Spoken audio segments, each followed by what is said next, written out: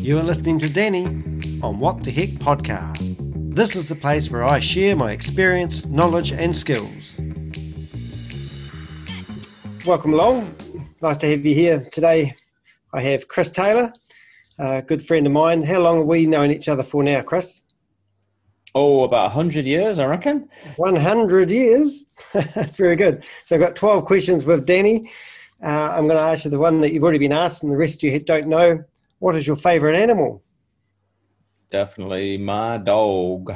That's right. We started this podcast about 20 minutes ago and then I suddenly remembered my dog was in the dog room as they had to go pick him up. So we've started again. Question number 2. If money was no object, what would you do all day long? If money was no object, I would run a orphanage in Africa for 1,000 children. Yeah. Now, have you watched that movie Marcel? Oh, a wee while ago. There's one on Netflix. And that's actually, he was helping the orphanages people over the war period. And to keep the kids occupied, he started doing his miming. It was a really good movie, actually. But I didn't actually know how he became Marcel. Am I saying it right? Marcel Marceau, yeah, the French guy, yeah. Yeah, no, it's a really good story. Hunt it if you haven't seen it. I think it's relatively new on Netflix, so you might not have seen it. Fascinating fact about Marcel Marceau, he once made a pass at David Bowie. And David Bowie, the musician, wanted to be a mime artist in the mid-'60s. And Marcel fancied David, but David wasn't having any of it. Is Labyrinth, is that the right one? Way before Labyrinth, Danny, sort of when he was finding his feet in the 60s. Wow, how about that? Right, so this is one is probably a little bit not applicable so much with all the COVID stuff going on, but what form of public transportation do you prefer? And it's given us a multi-choice, but you can make it up. It's got air, boat, train, bus, car. Probably bus, I'd say. Yeah. I live in Northwood and there's always a bus parked down the road and he must sit there for about half an hour before his starting point. Yeah. And I'm just sort of want to jump on the bus and go for a full loop to see just what his day's like. Yeah, that's good. Have you travelled anywhere and taken any long bus trips? Probably the longest one, Danny, was when I was a teen. I'd get the bus from Newcastle to London, which is probably about 300 kilometres. Yeah, used to get on the National Express bus and get from Newcastle to London for about 12 quid or something crazy. I haven't been on a big bus trip in NZ, not yet anyway. Yeah, you should try one in Bangladesh. Yeah. It's amazing. It's like a roller coaster and you're just along for the ride, and if you're going to die, you're going to die. Yeah. It's when you're going past all the other crashes that really alarm you. Yeah. Okay, so this one here is more of a businessy sort of question. I'm just taking them off the top of the deck. I have 140 questions, to be honest. What inspires, it's wrong, fancy that. See, what inspires you about businesses and their growth? So what inspiration do you get from watching a business grow? I think the businesses that have real sort of meaning for humanity, I mean, the whole social enterprise movement, I think, is amazing. I think those which are serving a genuine human need and they're actually serving the betterment of humans, it could be health or connection. Businesses that grow in that regard, I really have a lot of time and attention for. And not always growth for growth's sake is a good thing. So I'm really, keen observer on the social enterprise movement across the world. I think that's a great thing for us right now as humans. Yeah, the COVID stuff is certainly bringing the human race closer together at the moment. Well, let's hope. Unless you're in America, but we're not talking about that. Okay, so we actually don't know what you do yet, but this question is, what's your biggest complaint about your job? Well, as you know, Danny, I don't have a job. Yeah, so it's a fitting But I question. could say my last full-time job, when I was an engineer, I had a what I would describe as a blocker boss. So he was like a point guard at basketball. Whatever was said and done, that person would just block. So that was a little bit frustrating at the time. Was that a complaint about the job? The job was fine. I was an engineer. I was quite good at it. Well paid, secure, but fundamentally, you know, boring.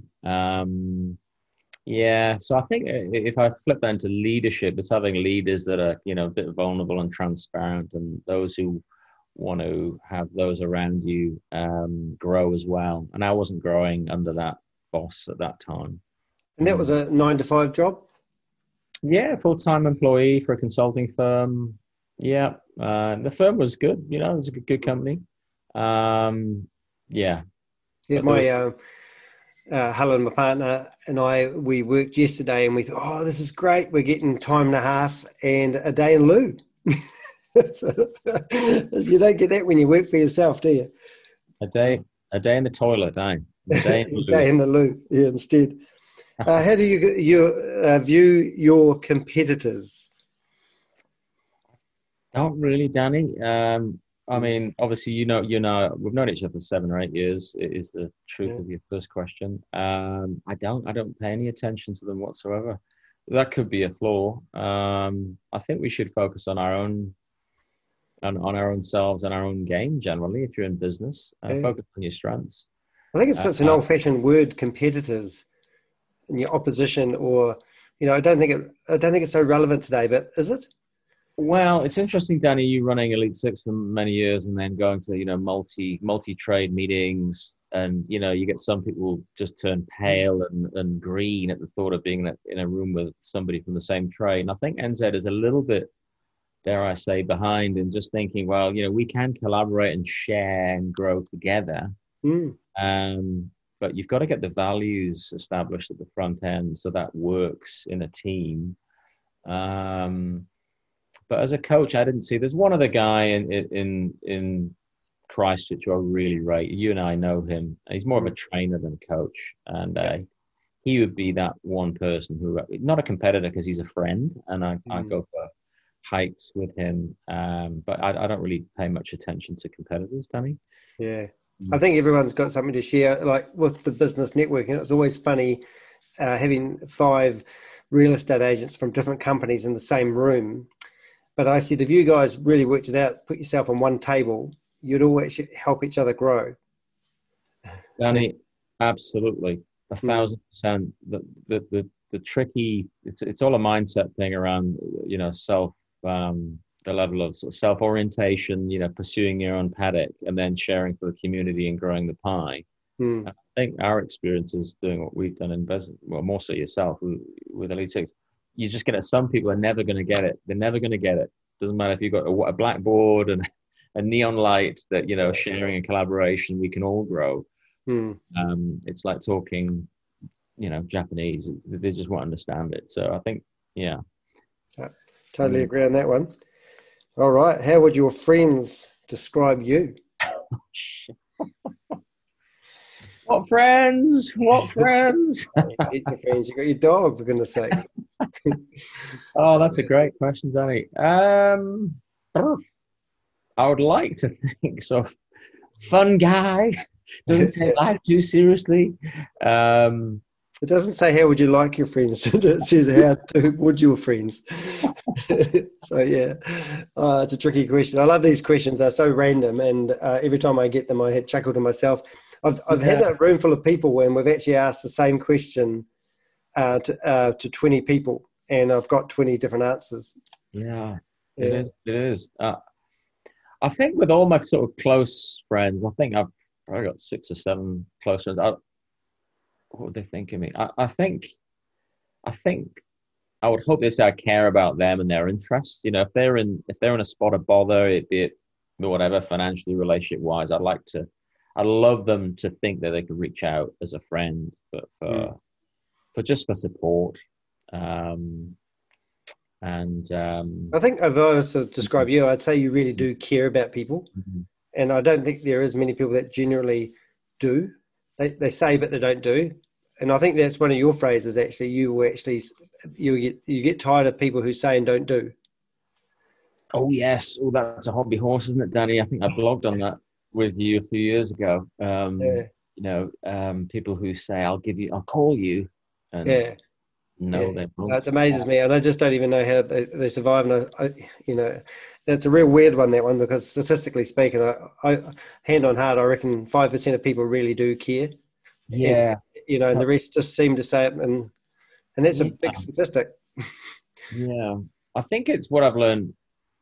It's inauthenticity. We're all wired to pick up on inauthenticity about people. It's just how we read people, Mm, and that lack of humility. People pick up on that, and it affects trust. yeah. So absolutely, if you're listening here, if just do follow through on what you say, because that helps you build trust, whether it's in a family, whether it's in a business. Mm, Uh, follow through every time. mm. Like it. We've got about 4 more, or maybe 5 more. No, that one's. I have the power to pass a question. That one's all about networking, which I'm sort of. Okay, how about this? Have you ever had a nickname, and why? Yes, yes. At school, I was called T-Fowl. T-Fowl. Did you get the ads in New Zealand in the 80s, Danny, for the whiteware company T-Fowl? Well, I still do. They make, sort of cookers and pressure cookers and toasters and appliances. Well, they had this ad campaign where these eggheads in laboratories, they were white coats, but they had these enormous elevated foreheads. Yeah. Because they were kind of geeks and eggheads. And I've been privileged with a fairly significant forehead. So when I was, I don't know, in my teens, they'd call me T-Fowl. T-Fowl. I don't even get it. Which really got to me. Well, there's this ad campaign, these guys walking around. You could YouTube it after this if you like. And there's just these guys in a laboratory wandering around, but they've got these huge prosthetic foreheads. Oh, right. Yeah. Yeah. Yeah. So they'd call me T-Fowl. Yeah. I've always wondered how long I've had my forehead for, because my hair's getting shorter, and I kind of think, I can't remember when it was down here. Yeah. I think it's your old age, eh? I think we're both the same age, aren't you? I'm a month older. Yeah. Big 5-0 this year, 1970 boys, I think, Danny. Yeah, I reckon I've got that extra month gave me so much more wisdom. Okay, how many languages do you speak? Well, I speak English, as we are doing on this wee podcast, and a little bit of French. Little French. I asked that question to David Clarkson, which you'll know, and he said everyone speaks 2 languages. Oh, French. Right, that's the fun. And I said, now, isn't that funny technology? Gets you on the phone and then gets you on the computer. And I said, 2, and he goes, yes, everyone has body language. And I thought, yes. That was quite good. That's eminently sage and a wise owl comment from David. Yeah, for sure. Yeah. All right, this one's probably for the ladies, but how many pairs of shoes do you own? Shoes, including sneakers and sandals. Well, it's an interesting question for blokes, because they might have waders for fishing. They could have gumboots that tells people that they're outdoorsy. And when you get thinking about it, you think, actually, I do have an old pair of sneakers for the garden or whatever it is. Yeah, I've probably been influenced by Angela, my lovely wife, on having more shoes than I need. I've probably got, let's just think about shoes and not sneakers or like outdoorsy leisure stuff. Probably 12 pairs, 15 maybe. Have you got any shiny ones? I have, yeah. A few years ago when I got into the speaking game, I bought some shiny shoes, which are now collecting dust upstairs. Yeah, you have to polish them off. I haven't worn a suit for a long time, and I've got some shiny patent leather shoes, which I love wearing with my suit. And they're all dusty, and it just looks. Yeah. And one of my best go-to shoes is actually from Men's Styles, just up down the road, and I actually really like them. And they're actually kind of like a sneaker, but I'm using them as a dressing shoe, which is sort of weird, changing as we're getting older. Yeah. All right, I think I'll give you 3 more questions, and then I'm going to ask you more about you, who you are and what you do. Where in the world would you travel to next? Wow, where would I travel to? It's an interesting question. That's changed lately. I'm going to go for Mauritius. Mauritius.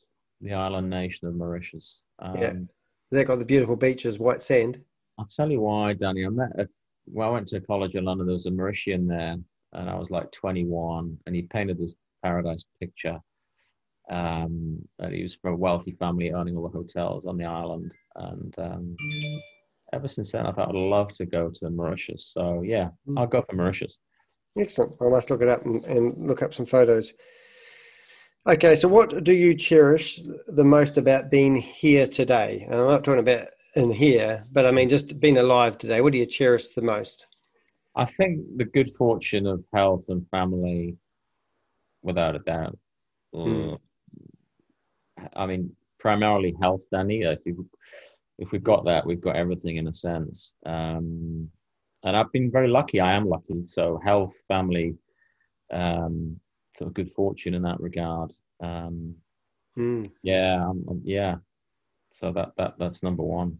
I think we got our priorities right with lockdown, didn't we? We really, to me, it come down to food, shelter, friends, and family, and that's all we need. Absolutely, yeah. I think the world slowed down. I mean, at the moment, there's a lot of sadness going around the world at the moment. But you know, the rush for being a success and having a business that brings in millions of dollars or whatever it is, you know. Well, I hope we learn from the COVID experience. I really do. Environmentally, business relationships, doing less. I mean, you talked about travel a moment ago, about air travel. And I said to Angela, you know, if air travel declines, you know, the benefit in the environment will be terrific. Yeah. Well, So Apple's new phone's coming out and they're doing away with the charger because it's going to save so much tonnage being flown through the air. And I'm thinking, yeah, well, what about us humans? I agree. yeah. Yeah. Well, I'd love to see Apple bring out a phone that's got a 10-year life, you know, because Not likely. I've got my 6S here, and I got some. I was at you, Danny, the other week. Said, what, you know, what on earth's that? Because it's only about 4 years old, Yeah. and you know, you're getting looks over the shoulder. No. Yeah, Um, they upgrade the latest one. You think, do I need it? And I'm trying to justify it. And then I looked at it, and the one I want is about $2,400 for a phone. wow. You know, but if you sell your old one for around about $1,000, it's not too bad.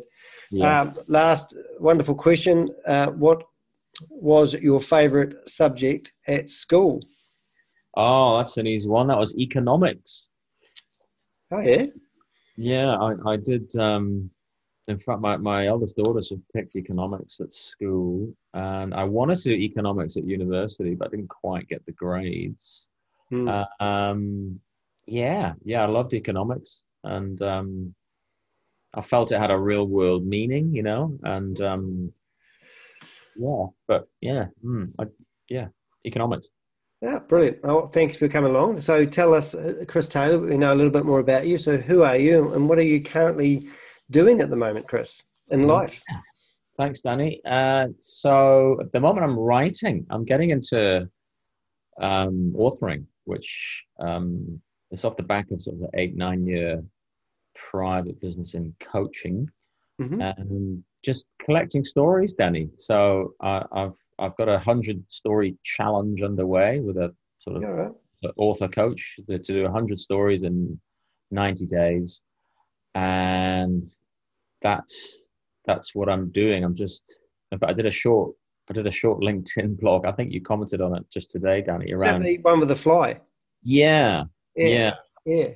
So the metaphor of the fly there is, you know, everyone's buzzing around and flying around, doing so much stuff, and they'll connect up in the world. And it's actually focusing on just creating content and writing the next, you know, getting your stories from your mind into paper, or in this case, on a computer. Hmm. Um, And the goal was to put them into a book? yeah, it'll be a compilation, but it's just going to emerge and flow. It's a bit like it's a journey of discovery. So Hmm. I'm just going to create the content and then see what framing it'll go into. It could be a life manual, it could be it could Hmm. be something else. Hmm. And I'm very lucky to be able to do that. I'm fortunate to not have, you know, the financial pressures per se Hmm. to necessitate having to work or maybe go back to employment. So I am very lucky. But I've also got 4 daughters, and I've got a quite a busy domestic. 4 daughters. Yeah. There was an Yeah. old saying about having a daughter versus a son, and I think if you have a son, you only have one dick to worry about. Obviously, daughters, you have every dick to worry about. I don't Yeah. know if you can say that on the interweb, but we just did. Yeah, Beep. yeah. Oh, we can Yeah. beat that. We can blur it. Blur it. Yeah. Yeah. So I've it's got I share care with my older daughter, so no day is the same, and yeah. So, but I mentioned before we went on air, Dan, I'm still doing a bit of coaching. So I've got I don't know 5 or 6 sort of coaching clients. Some are commercial, some are non-commercial. I do quite a bit of youth mentoring, Danny. Mm. Yeah, just yeah, some mentoring some young guys in their 20s are just a bit lost at the moment. So a bit of life coaching.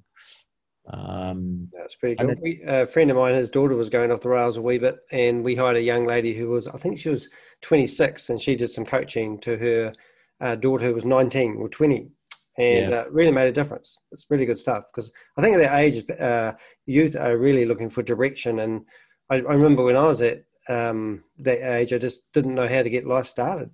yeah.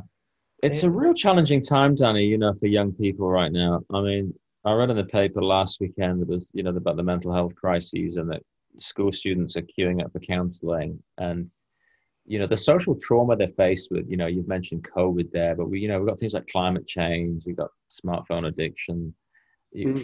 fear of employment and the whole job market changing, AI, coupled with family disruption and divorce rates going sky high for a young person. I I can see looking ahead as it being quite Yeah. intimidating, the future. Well, if you look at the world as a massive swimming pool, all those problems, and then the young persons have to dive into the world, and it's kind of like, what am I diving into here? Yeah, Most of yeah. them been hiding behind a video game, I think. Well, that's right. You can make a living out of that now.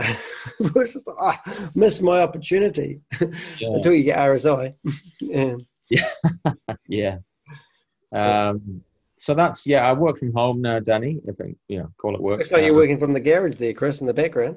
Yeah. I'm in my wee garage, and Yeah, I had an office for about 3.5 years in town, yeah. and over COVID, I let that go. Mm. So Because yeah, Helen and I were working in a shared office space, which we did find quite good, and we had that social environment. I think that's the level of where business networking was going for me, as people are now working together independently as one, rather than just getting together in a business group. But at COVID, we went back home and we said, we actually quite like it. And then we thought, I'm not going to feel guilty about doing what I like. I'm actually going to do what I want for a change, yeah, and conforming and all that sort of stuff. yeah, So it is what it is, And a lot of people want to still get together face to face. And I said, well, here's a Zoom link. And they yeah, go, oh, I don't like that. And I go, well, that's how I roll. yeah, Yeah. yeah. I think, Danny, we all evolve and emerge and grow and change. And like, I worked at home initially when I was coaching, and honestly, it didn't work with the family. Then I had the office, and now I'm back home. So Hmm. it's whatever works for you, really. And those co-working spaces can be really cool, and a lot of buzz and energy and synergy, which is great. And if that's right for you or whoever's listening to this, go for it. The most inspirational thing I've probably done with yourself probably would have been the St. James track. Uh, that was just amazing. And I did that 3 times in a year, once in a race. I think you might have done it a couple of times. Did you do the race as well? Yeah, Yeah. yeah, And I yeah, can't believe when we think back that we did that there was 5 of us and Stu. And yeah, Stu was the guy, everyone in this company for some reason pulled out. And our friend Mike decided that he needed a few yeah, fillers. yeah, yeah. And and that was a hard yak. You did really well. I think you did beat me on the mountain bike, which took Yeah. me a little while to get over, but I did get over it eventually. Um, Yeah. you were pretty fit then. That'll be about 5 years ago, Danny. Yeah. You were. Oh, it was amazing because I did it as a race originally. And I remember talking about competitors. One of my competitors turned up on this fancy Nancy bike. Oh yeah, And it had one gear. And then at the end of it, he's at the bottom of this, because I've done it previously, he's at the bottom of the shingle part that you had to climb your bike up, and he's just about dying. And I remember giving him my last of my water. Oh, mate. You know, and then there was this young whippersnapper on the race, and he was well ahead of me, but unfortunately, he got a flat tire. And as I'm going past him, I says, "Are you okay with that? Do you need a hand?" "No, I'm all good." "Great." And I think I bet you all back. It was great. Yeah. Funnily enough, Mike and I are we're going to walk it. We're talking about Mike there. In January, we're doing 3 days on the St. James, just a tramp. Yeah. You're going to go into the Boyle Hut? Yeah, that's where we're meeting, Danny. We're meeting Boyle Village, I was in Rotary, and they my Rotary was actually, they look after that hut. That's one of their charity things. And really? It's a Bring Your Rotary. It's quite good. Right, interesting, Danny. I've actually never been to that hut, even though I say that. Yeah.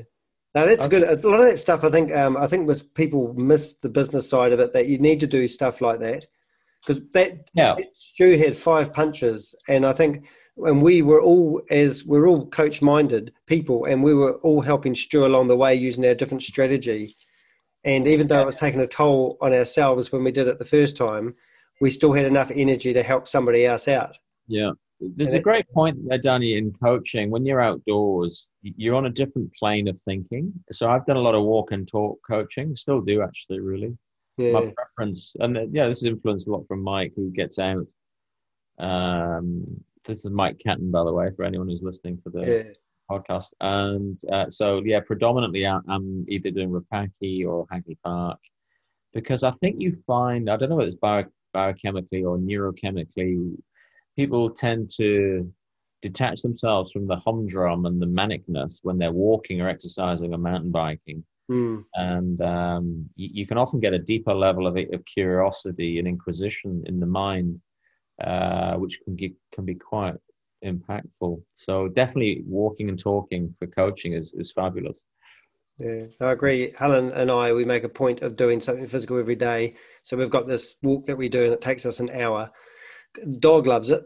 And like tonight, on a Tuesday, we actually hired a personal trainer, and he's helped me build up my core muscles in my back at the moment. But we said, whatever we do in business or life, we're going to make sure we do something every day, even if it's in the middle of the day at 12 o'clock and you're thinking you should be working, we just get up and go out and do our walk or something. Danny, I couldn't agree more, mate. It's just the lifeblood of keeping active, keeping your blood flowing. And if you're going out with your partner, fantastic. Yeah. It's quality time. You're investing in your health. And 100% for everyone listening. Your priorities right quick, don't you? Hey, excellent, Chris. Thank you for coming along and being on my podcast. I'm going to turn this into a blog and share it as a podcast, and also I'm going to upload it to YouTube so people can watch it as well.